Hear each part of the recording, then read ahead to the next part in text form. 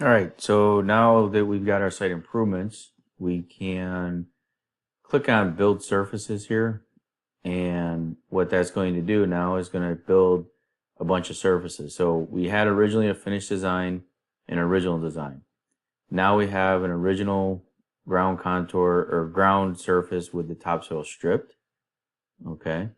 And then we've got a finished design with subgrade adjusted, and we've got finished design with topsoil absent and subgrade adjusted. All right, so if we look at our 3D view, and let's go to our view filter manager here, and what I'm going to do is I'm going to come over to my surfaces and I'm going to turn off all the surfaces, and we'll come through and I'll show you. So the original ground is this one.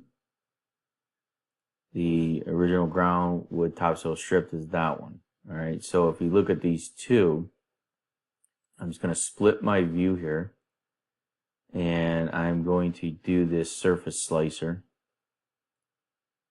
and I'm just going to draw a line across here. Okay, and then under surfaces, I'm going to show you just the difference between the two. Okay. Turn that back on. So basically, there is my original ground, and then there's my topsoil stripped. Okay. Now, if I turn those off and we put the finished ground on, that's my finished ground. So if I come in here and we look at the finished ground,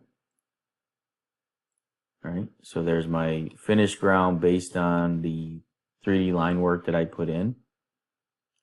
And if I look at the finished ground with, let's just say subgrades adjusted. Okay, we'll look at that one.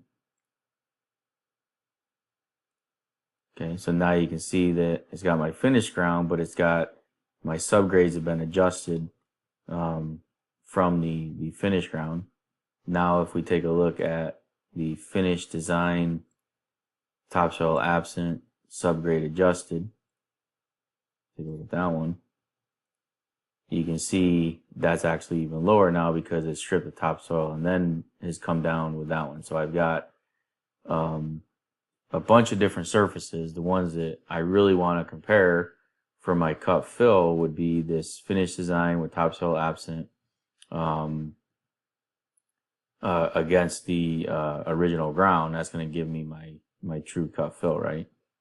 So if I take a look at that, I can see how much I'm cutting in here, right? So I got quite a bit of cut across the center. Not a lot, but I'm saying, you can see the difference in the cut within this section. Okay. So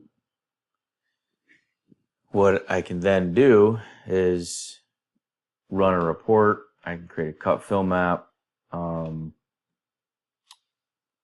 look at and analyze, these numbers a couple different ways. So I'm going to show you those. I'm going to show you a couple different reports in the following video here.